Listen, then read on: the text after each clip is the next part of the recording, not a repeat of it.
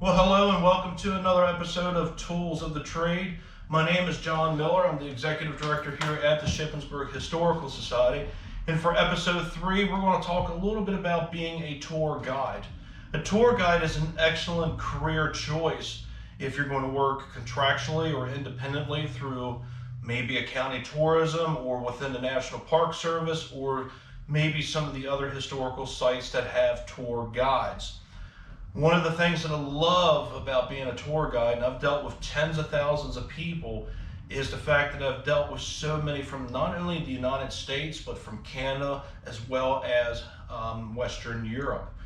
And when you have those types of people that come to your historical site, it's even more better because of the fact that they're actually sharing their input with what it is that they see over there, or their interpretation of how they perceive the events that occurred at your historical site. And when they leave, they have a brand new perspective of what it is that they read in a book or saw on a documentary, because they were actually there to experience that historical resource, and you were the one that helped them to gain that knowledge. One of the most important tools to being a tour guide, obviously, is knowledge. And that's where books, the computer, archives, all of these historical societies and historical places that keep records, that is where everything comes together, and that's where you need to start when you're putting a tour together. From there, it's a matter of putting a tour together that's got information as well as interpretation that is going to be enjoyable, but at the same time does not bog your audiences down for long periods of time. There are several ways you can give tours. You can give tours on foot at the historical site. Some historical sites, when they do tours, they have bicycle riders. Others have where they want to hire you out for a couple hours, say in the privacy of their own car. And then you also have groups of people that are on buses that come in.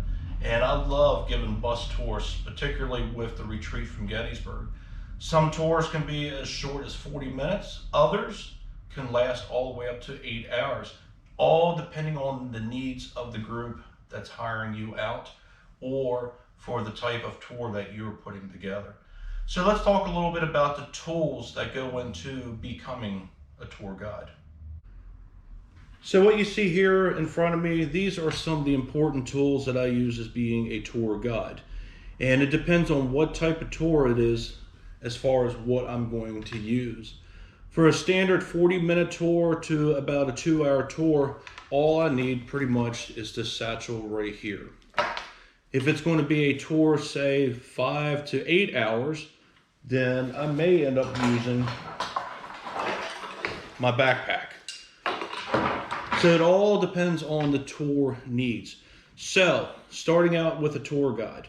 So one of the important tools that I have, aside from the knowledge that I gain through books or through the different archives on the internet or the archives that are in my area, is going to be a planner.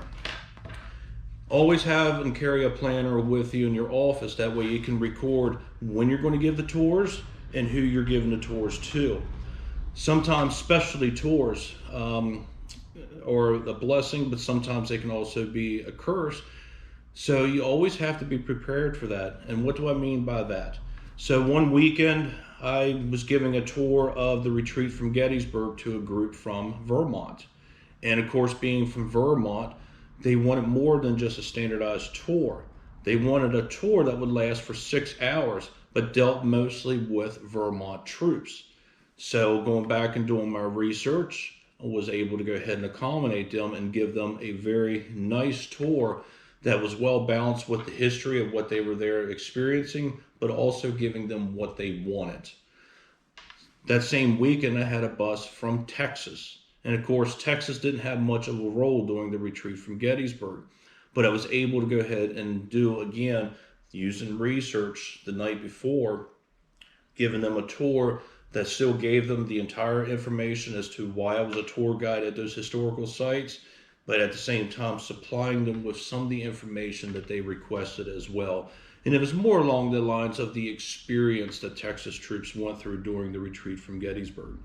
So Tours that are standardized are one thing, but when you are a licensed battlefield guide or a licensed tour guide yourself, sometimes you have to make accommodations for the groups that are coming in. And it's okay to say no if you can't accommodate a certain group. So a planner is always an important tool because of the fact that it's a great way for you to record the contact, the group name, what time it is that they're coming, as well as getting some information about the group as far as like the background of what it is that they're really interested. And then from there, you can take a tour that you have standardized and you can kind of build a specialty tour around it without putting a whole lot of time into it. So you definitely want a calendar there or a day planner. When I'm doing short tours that are, say, under 2 hours, I carry a satchel with me.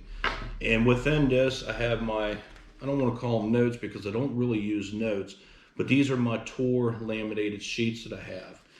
And these are nice because of the fact that I have the tours laid out, but instead of having all that information in there, basically I have photographs. That way, as I'm talking about certain people on or within that historical area, I can show them. So if I'm doing a retreat from Gettysburg and I mentioned General George Custer, I have a photograph of him already. And then on the inside, I basically have quotations that I can pull from during the tour. And I'm not reading everything that's on these pages, but sometimes tours may ask you at the last minute, hey, I know we hired you out for 2 hours, but is it possible we can hire you out for longer periods? And it's because of the fact that they would like to have additional information. So that's where these really come in handy. So if I want to mention what a cavalryman looked like in 1863 during the retreat from Gettysburg, well, here is one right here. So these laminated sheets I came up with when I worked in the Maryland Park Service because of the fact that I wanted to reuse them. And with them being laminated, if it rains, they're still going to last. So I have a lot of tangible items in here as far as like photographs of people, but I also have buildings as well as additional maps that will help somebody to better understand the layout of the land. So those I usually keep inside of my in my satchel here. Another thing that I keep in my satchel would be my car keys, because the last thing I want is to have them in my pocket, as well as a bottled water or some type of drink. When you're out in the historical area and you're given a tour, make sure you have at least a bottle of water with you. That way you're not becoming a victim of dehydration. And the nice thing is that a small satchel like this, it fits right over your shoulder and it doesn't get in your way. Another item that's important, even though I want you to keep this on silent, is a cell phone. There's been many tours that I've given when I've heard thunder in the distance. And when I hear thunder, the tour still goes on until the first flashes of lightning. So as I'm going from stop A to stop B to stop C, if I hear thunder at stop C, as I'm moving to stop D, I'm going to pull this out without the group seeing me, and I'm going to get on the weather app, and I'm going to see exactly where those thunderstorms are located at. So cell phone is a very handy tool to have. That way you can kind of plan ahead, and if it says a thunderstorm is going to hit your area in 25 minutes, and you know that tour is going to last for 30 more minutes, you might want to go ahead and kind of skip some areas and just kind of get the group back to their vehicle safely. If for some reason you see that first flash of lightning or they're calling for a tornado warning, go ahead and end the tour, and then after that, get the group to safety. Some tour agencies have uniform or clothing requirements. Make sure that you abide by them. There's one thing that I absolutely hate seeing, and that is these authors who put out these wonderful books, but when they're asked to give tours of the topics within their books, they're there wearing flip-flops and shorts. To me, it looks very unprofessional when you're out there. So make sure you abide by the clothing standards if there are any. Usually what I did was I wore my a nice polo shirt or my dress uniform with a pair of cargo pants, and then I wore my Park Service hat, and that's all I pretty much had. Nice thing is that this versus a baseball cap, it does help to keep the sun off of your neck, but at the same time, with this being made out of straw, it's a little bit cooler to wear. Now, we mentioned a little bit about foul weather, and we also mentioned for tours of extended amounts of time, you want to get a good backpack. And the night before I give a tour, I always take a look at the weather forecast. So if I'm giving an 8-hour tour and they're calling for thunderstorms in the afternoon, I'm going to make sure that I keep some rain gear in here, whether it be a rain jacket or maybe my poncho. And then from there, I can carry that with me. For longer periods of time for tours, I'm going to carry extra water in here. And maybe a snack or two to go ahead and kind of keep me moving out on the field. So a durable backpack is always a good item for you to have during tours. When it comes to tours, you have to be prepared for anything and everything. One time I gave a tour with 6 inches of snow on the ground, 22 degrees out.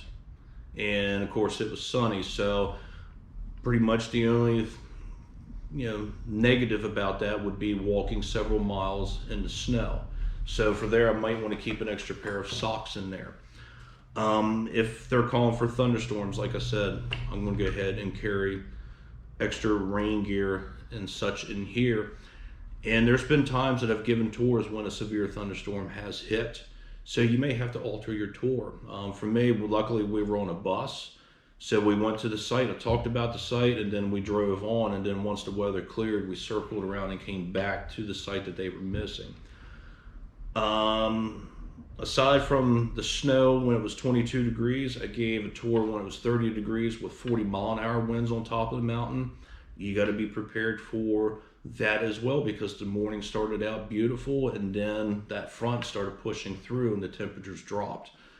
The hottest tour I've ever given was about 100 degrees, and the heat index on that was about 110, 115 degrees. And of course, working for an agency such as the government, they will not let you cancel tours for excessive heat. So you've got to be prepared.